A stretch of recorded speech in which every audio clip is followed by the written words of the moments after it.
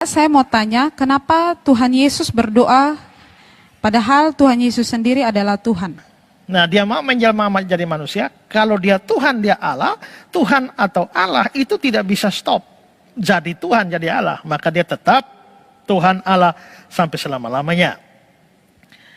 Tapi dia mau menjadi manusia. Lalu akhirnya dia menjelma jadi manusia. Lahir dari seorang anak manusia. Assalamualaikum warahmatullahi wabarakatuh. Masih kembali di channel terbaru saya. Terima kasih kepada teman-teman masih setia menonton, mendukung, menyaksikan konten dari channel ini. Tentunya kita sudah mendengarkan bagaimana cuplikan videonya. Ada satu pertanyaan yang cukup menarik ditanyakan kepada pendeta Isra Soro ini. Pak, bagaimana penjelasannya Tuhan berdoa kepada Tuhan? Jadi ini sepertinya sempat membingungkan Pak Pendeta Isra Soro ini. Karena di sini Tuhan berdoa kepada Tuhan. Tapi di sini Pak Pendeta Isra Soro ini menjelaskan Yesus itu adalah Tuhan yang mau menjelma sebagai manusia, dan Yesus itu 100% manusia, 100% Tuhan. Tapi kalau kita bertanya kepada Pak Pendeta Isra Soro ini, ketika Yesus bayi, ketika Yesus menyusui, apakah dia itu sudah menjadi Tuhan, atau memang sudah dibaptis dulu baru menjadi Tuhan? Karena kalau kita perhatikan dari cerita kehidupan Yesus di dalam Alkitab itu, Yesus itu tidak ada menunjukkan dia itu seperti Tuhan, tapi dia menunjukkan seperti Nabi. Bahkan perkataan Yesus sendiri itu seperti Nabi. Jadi pengakuan diri Yesus itu Tuhan tidak ada, ini hanya pengakuan Paulus. Jadi kepada teman-teman di sini kita dengarkan bagaimana penjelasan Pak Pendeta Isra Soro ini selanjutnya. Saya mau tanya, kenapa Tuhan Yesus berdoa padahal Tuhan Yesus sendiri adalah Tuhan? Sebelumnya dalam episode pertama saya sudah jelaskan bahwa Yesus itu adalah Tuhan. Yesus itu adalah Allah. Tapi dia mau menjelma jadi manusia. Nah, dia mau menjelma jadi manusia. Kalau dia Tuhan, dia Allah. Tuhan atau Allah itu tidak bisa stop. Jadi Tuhan, jadi Allah. Maka dia tetap Tuhan Allah sampai selama-lamanya. Tapi dia mau menjadi manusia. Lalu akhirnya dia menjelma jadi manusia. Lahir dari seorang anak manusia. Tapi waktu dia menjadi manusia, dia tidak kehilangan kealahannya. Berarti pada waktu dia menjadi manusia, dia tetap Allah. Tapi karena dia menjadi manusia, maka dia juga manusia. Karena itulah maka orang Kristen percaya Yesus itu adalah Tuhan atau Allah sekaligus adalah manusia. Allah sendiri dalam rupa insan, ya kan?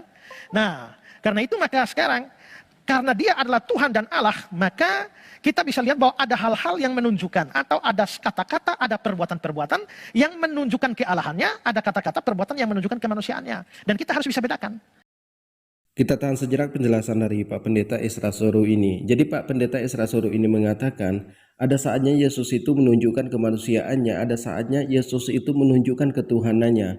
Kita juga di sini pasti penasaran dengan ketuhanan Yesus, karena kita hanya melihat Yesus itu manusia biasa, hanya diutus kepada dia sebagai nabi atau sebagai rasul di tanah Israel. Karena Yesus sendiri mengatakan di dalam Alkitab, aku hanya diutus kepada domba-domba yang tersesat dari kaum Bani Israel. Tapi di sini dari segi sifat ketuhanannya kita belum pernah mendengar. Karena Yesus sendiri tidak pernah mengakui dia itu anak Tuhan, dia itu Tuhan. Tujuannya untuk menebus dosa manusia. Jadi orang Kristen mengatakan, Yesus itu 100% Tuhan, 100% manusia yang menjelma sebagai manusia. Tujuannya datang ke bumi ini untuk menebus dosa manusia dengan cara digantungkan di atas kayu salib.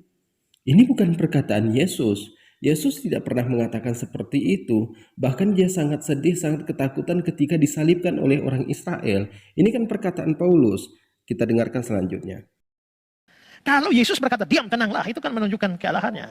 Nah, mungkin karena Yesus mengatakan diam tenanglah itu menunjukkan otoritas dia atas alam.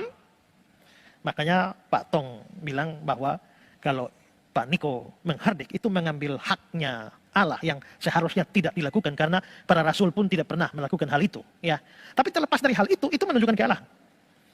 Hai anakku, dosamu sudah diampuni. Itu kealahan. Di dunia ini anak manusia berkuasa mengampuni dosa. Anak manusia adalah Tuhan atas hari Sabat. Sebelum Abraham jadi, aku telah ada. Permuliakanlah aku dan kemuliaan yang kumiliki di hadiratmu sebelum dunia ada. Semua kata-kata itu jelas menunjukkan bahwa Yesus adalah Allah. Tapi ada hal-hal yang menunjukkan kemanusiaannya dia. Ya, lapar, haus, capek, ngantuk, nah, takut, nangis. Nah, waktu dia berdoa, ini menunjukkan kemanusiaannya. Kita tahan sejenak penjelasan dari Pak Pendeta Esra Soru ini. Jadi Pak Pendeta Esra Soru ini di sini menunjukkan ketuhanan Yesus, ada juga menunjukkan kemanusiaan Yesus. Tapi menurut saya kalau dari segi ketuhanannya ini sama sekali nggak masuk akal. Kalau Yesus berkata, "Hei diamlah, tenanglah, dosamu sudah diampuni, aku sudah ada sebelum Abraham ada," itu nggak masuk akal sama sekali. Jadi kalau berkata seperti itu kemudian itu menunjukkan sifat ketuhanannya, itu bukan Tuhan. Tuhan itu adalah puncak tertinggi dari segalanya. Dia Maha Pencipta, Maha Agung, Maha Kuasa. Dikatakan Maha Pencipta, Maha Agung karena dia itu puncak tertinggi. Jadi jangan kita berpikir hanya bumi ini yang diciptakan oleh Tuhan. Mungkin di planet-planet lain masih ada kehidupan. Apakah di situ juga ada Tuhan ketiga, Tuhan keempat? Ini kan gak masuk akal. Apalagi aneh penjelasannya ini. Kemudian kalau BAB buang air kecil itu menunjukkan kemanusiaannya. Ini pembodohan kepada jemaatnya yang kalau menurut saya ya pembodohan. Bukan berarti saya benci kepada Pak Pendeta Esra Soru. Saya tidak ada hak saya untuk membenci dia, tidak ada hak saya untuk membenci siapapun. Tapi hanya saya menanggapi apa yang disampaikan oleh Pak Pendeta Esra Soru. Kita lanjutkan. Ya, jadi sebagai manusia dia memang berdoa kepada Bapaknya. Maka seperti saya bilang tadi, banyak orang yang tidak percaya, orang agama lain tidak paham kristologi seperti ini sehingga hal-hal yang menunjukkan kemanusiaan mereka jadikan bukti sebagai dia bukan Allah. Sebaliknya pada masa lampau hal-hal yang menunjukkan kealahannya dipakai sebagai bukti bahwa dia bukan manusia. Kenapa kami tidak pernah percaya bahwa Yesus itu adalah Tuhan? Karena kami tidak melihat ketuhanan dari Yesus. Kalau kita baca cerita-cerita di dalam Alkitab yang banyak perubahan, kemudian pada tahun 1600 belum ada kata Tuhan di dalam Alkitab, Yesus itu belum disebut Tuhan, masih disebut Tuhan, itu kurios, kemudian diubah menjadi Theos. Banyak perubahan setiap tahunnya di dalam Alkitab. Tidak pernah ada menunjukkan Yesus itu adalah Tuhan. Dia itu hanya menunjukkan bahwa dia utusan untuk kaum Bani Israel, mencakup kepada Bani Israel. Kenapa harus kita paksakan dia itu menjadi Tuhan? Apa ada keuntungan? Keuntungannya mungkin di perpuluhan. Jadi di sini kalau Pak Pendeta Esra Soru mengatakan bahwa agama lain itu tidak mempercayai bahwa Yesus itu Tuhan, saya sampai saya meninggal, sampai saya mati, sampai saya hari kiamat, saya tidak percaya bahwa Yesus itu Tuhan. Saya percaya bahwa Yesus itu adalah Nabi. Tidak sah iman kami di Islam kalau kami tidak beriman kepada Nabi Isa atau Yesus. Tapi bukan dia itu Tuhan, tapi kami beriman kepada dia itu sebagai Nabi.